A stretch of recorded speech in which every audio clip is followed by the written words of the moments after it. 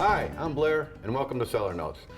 Today we're going to do a little education. Joining us is Sean Morrison. Sean, thanks for being here. Thanks for having me. Wine brand manager for Wertz Beverage of Minnesota.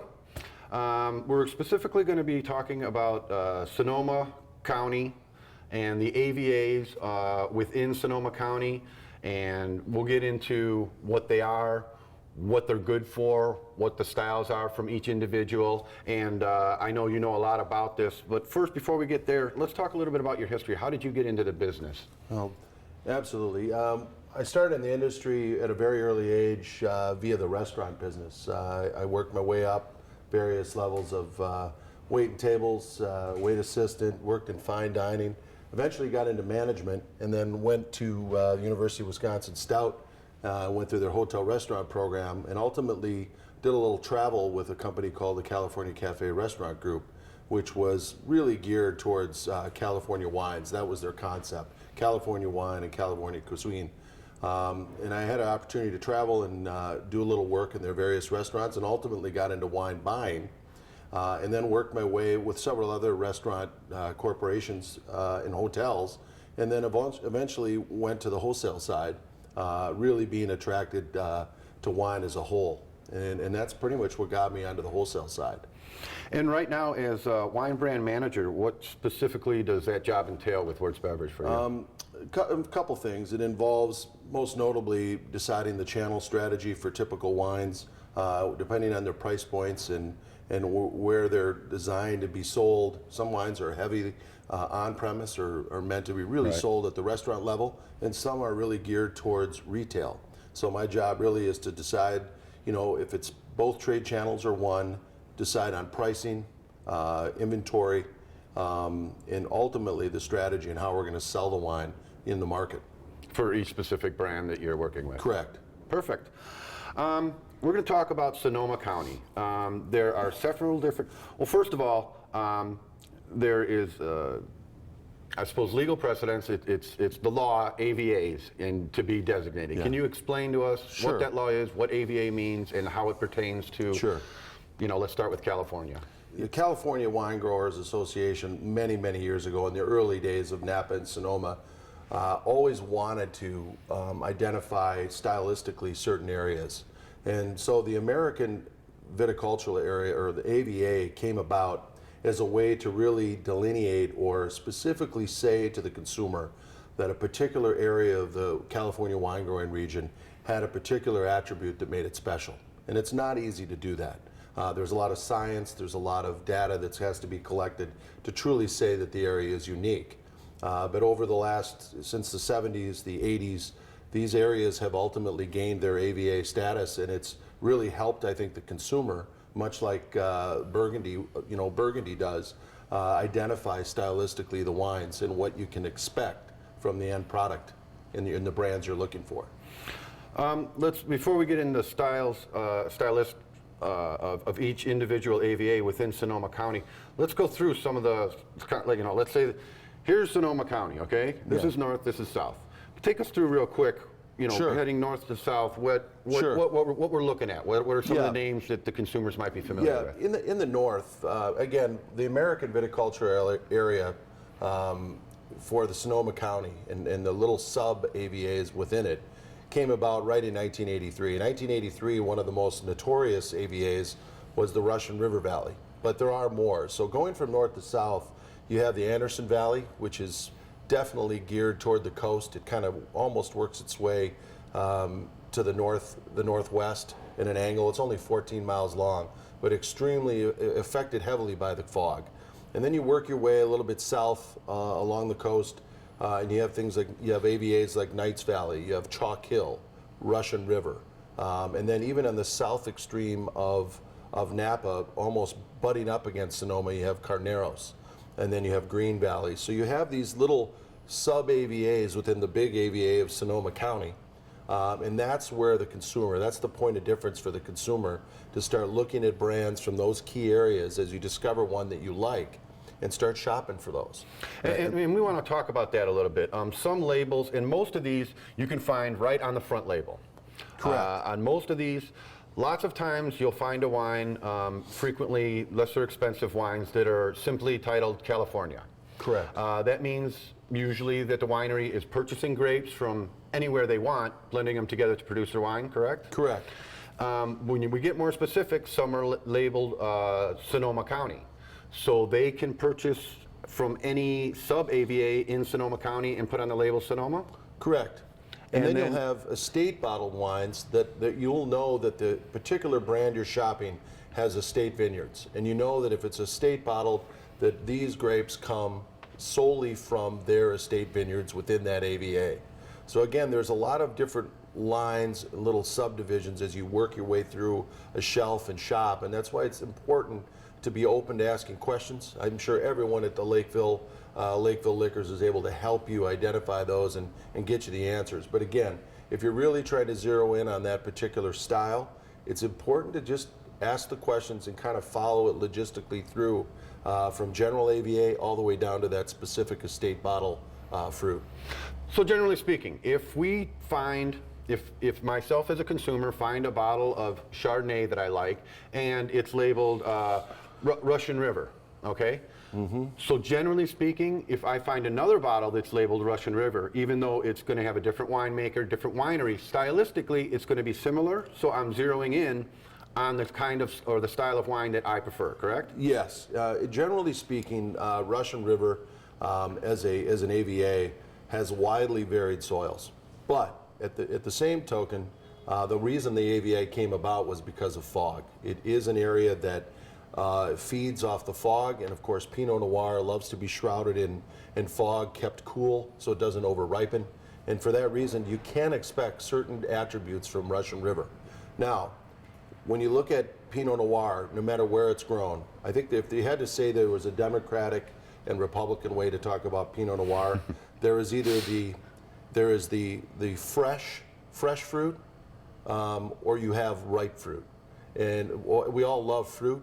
Fresh is just as good as ripe, but stylistically, each area, even if it's Russian River or Anderson, you can expect that a winemaker is going to have their own style that they're going after. But I would say the first step is zero in on an AVA. So to answer your question, Russian River, there is a generality in terms of style that you can expect there, for sure. And that would transfer to any AVA that we were looking at if you found one that you preferred. Absolutely. In Sonoma, and I know it's not exclusive, but there seems to be a lot, I guess the two favorite grapes in Sonoma would be Chardonnay and Pinot Noir. Is that a fair statement? Fair statement. Why is Sonoma, as you touched on, the fog, the proximity to the ocean, the cooler evenings, the good sun during the day, all that is beneficial to particularly Chardonnay and Pinot Noir? Yes, I'll speak to Pinot Noir first. Pinot Noir, we've all heard the word, a fickle grape. It literally gives winemakers gray hair and fits of rage as they discover on how to grow it and be successful with it. And most notably, Pinot Noir is a thin-skinned grape. What does that mean? Well, a thin skin means it's subject to things like breaking at harvest. The skins can crack and break and lose their juice. But more importantly, in hot areas where it doesn't like to be grown, that thin skin can lead to dehydration, which leads to literally no flavor and just nothing there to have to drink. The other problem is with Pinot Noir is it's subject to rot. So in heavy rainy areas that have too much rain, you can have a problem with field rot, and then again, things like rot with Pinot Noir just do not work. So because of that nature, there are certain areas along the coast, because of the coolness, not rain, that Pinot Noir just thrives. But then the next level, of course, is soil and what grapes what clones you decide to grow there ultimately that make the finished product. Now, as for Chardonnay, Chardonnay, as we all know, can be heavily manipulated by winemakers through malolactic fermentation, through stainless steel fermentation versus oak. There's a lot of different things you can do to Chardonnay once you pull it out of the field. Pinot Noir, again, is different in that the end product of wine in Pinot Noir, and I've heard this by many winemakers, is what happens in the field. It's getting the right orientation of slope, the right soil, and then matched up with the right clone to give you the right wine.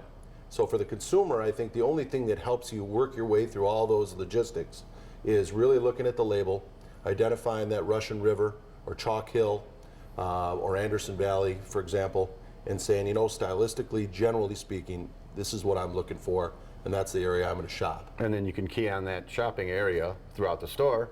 Yeah, and there's just an immense variety out there. And I will say this too about Pinot. One of the things that I do love, and I know for consumers it's frustrating because we're all looking for value, is that I once asked a winemaker, I said, it seems like the prices are going through the roof on Pinot Noir. And he simply told me, just like any other agricultural product, it's supply and demand. As a winery gains notoriety, has ratings and success, the prices do go up. It's just a byproduct of supply and demand. People want good quality Pinot, and don't be afraid of a Pinot that's priced in the 30s or 40s or 50s, because I think it sometimes can be a good indicator of just proven quality.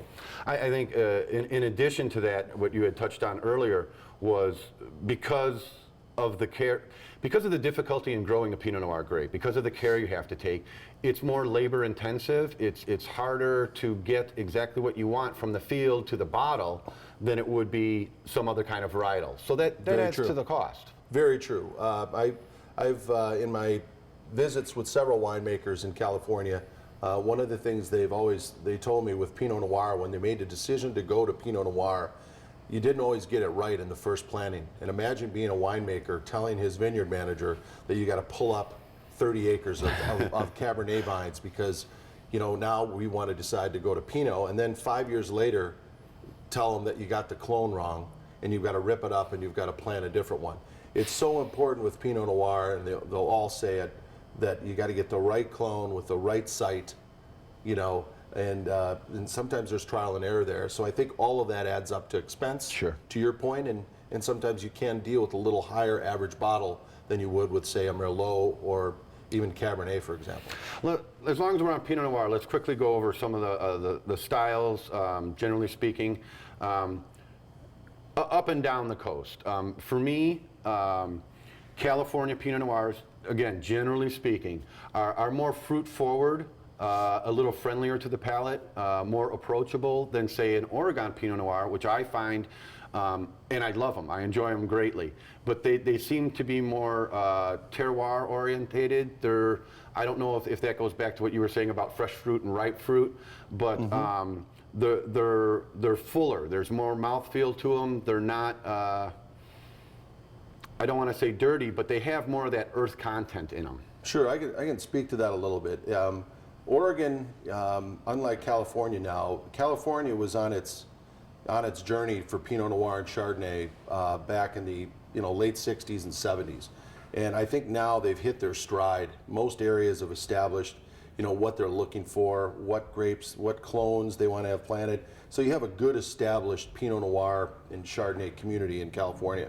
Oregon is still, and this has been said by one of the pioneers, Dick Adelsheim, for example, has said that we're still trying to figure out, as a whole, as a collective of wineries, what's right. And so what's exciting about Oregon, and what is very true to what you said about style, is that you're generally dealing with smaller vineyards, almost more artisanal in nature, that as a group have a very definite slant to make a little more Burgundian in style. As a whole, as a wine growing group, that's been said on many wine blogs that they're trying to get as close to Burgundy as they can. Now, not all of them are, but what you do get from Oregon that you don't get sometimes from California is, to your point, a little more herbal, earthy quality to the wines, and even leaner style with lower alcohols. It's very cool. It's very susceptible to rains. It's a little rainier than it is, certainly, than it is in Southern California or Central California. And so there's a whole style emerging there that's definitely worth exploring, but definitely different. I said it earlier about the Democratic and the Republican. It's all about your preference as a consumer. And so, as you discover something you like in California, don't be afraid to explore Oregon, because there is just a pile of beautiful wine coming out of there. Sure, absolutely. And with its own, stamp of style. Is there anything else in Sonoma that's new, that might be the future, that you see something trending out of that particular AVA area now? Yes, there. Even Russian River has three distinct areas. Even Russian River, while we generally call it a cooler growing area, it does have an interior that is definitely warmer. And as many people don't realize, there are elevation changes in the Russian River Valley, even to 2,000 feet, that other varietals outside of Pinot are grown. But generally speaking, they're planting Pinot at the floor, below that fog line, as it were. And one of the trends that's currently happening is you're seeing more and more people making their way to the coast, getting away from the interior, risking it a little bit, because as you go to the coast, that fog becomes more dominant, and there always is that risk that it can become too much of a dominant factor in ultimately ripening the grapes and so forth. I remember a Cabernet producer, Joseph Phelps, when they told me that they were going to go out to the coast and plant a secret vineyard out there, which is now emerging. That is a trend that is still continued, and you're seeing that Sonoma Coast AVA growing and growing. Before, it used to be this big viticultural area with a smattering of vineyards and established producers, where you're finding more pioneers going there simply because there's land available, and now they're going to have to discover how to deal with the fog and deal with the subclimates, as it were, that you have there. But that's definitely a trend, both north and south along the coast, moving right out to the edge. And we'll see what happens there as we go into the next decade of production. Wonderful. Well, thank you very much, John. I think that we've covered Sonoma Coast pretty well, the Sonoma region. Remember to look for your AVAs on the bottles. If they are from a specific AVA, they will be listed on the bottle. Find what you like, and then you can shop that particular area and experiment a little bit. Correct. It's all about what you like, you know. Absolutely. And again, don't hesitate to arm yourself with a little information out on the internet. Most wineries have great sites. You can do a little home research, take that into the store, and then work with the Lakeville Liquor staff to help you really zero in on their selection and make a great purchase and enjoy it. Wonderful. So, well, I hope you learned something today. Sean, thank you so much for being with us. We really Thanks appreciate it. Maybe you can come back sometime. We'll talk about Napa or someplace else. Okay? I'd love to do it. Great. Thank you so much. And thanks for being with us on Cellar Notes.